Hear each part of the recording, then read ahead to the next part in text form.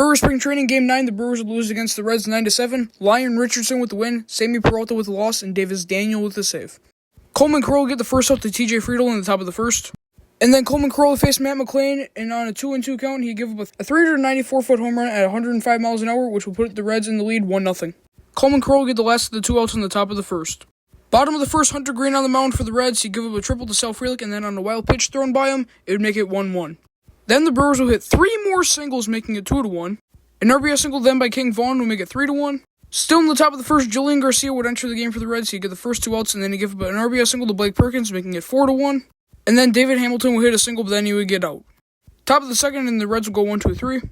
Bottom of the second, Hunter Green would re-enter the game. He'd give up a walk to Sal Frelick, get Jackson Churio out, and then William Contreras would garner to a double play to end off the bottom of the second. Top of the third, Angel Serpa would enter the game for the Brewers, and he would throw a 1-2-3.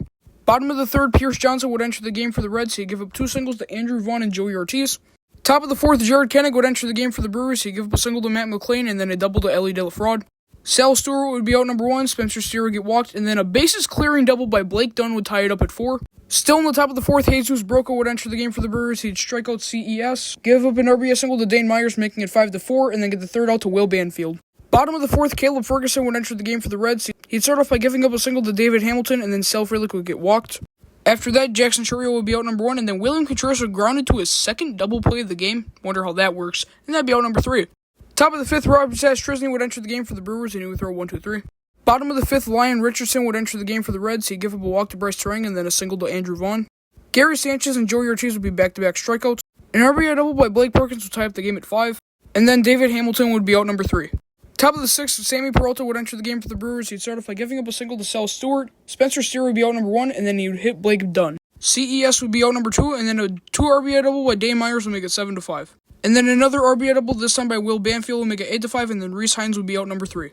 Anthony Misowitz's inning for the Reds would go with a Luis Laurie double, a ground out to Jackson Churio, an RBI ground out by William Contreras, making it 8-6, and then Luis Pena would strike out, being out number 3.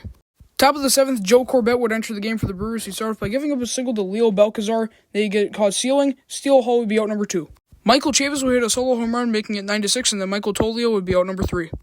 Bottom of the seventh, Hagen Danner would enter the game for the Reds. He'd start off by getting Luke Adams out. He'd give up a single to Reese McGuire.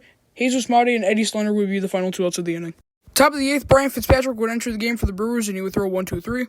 Bottom of the eighth, Darren McCollum would enter the game for the Reds. He'd start off by giving up a solo shot to Andrew Fisher, making it 9-7. Luis Lara would hit a single, and then Greg Jones would be out number 1.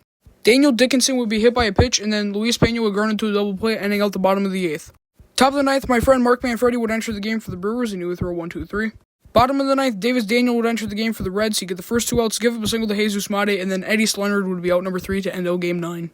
Alright, so the Brewers lose 9-7. The record in spring training is now 4-5, and the Brewers' respective hitter of the game goes to Andrew Vaughn, and the pitcher of the game goes to Mark Manfredi once again.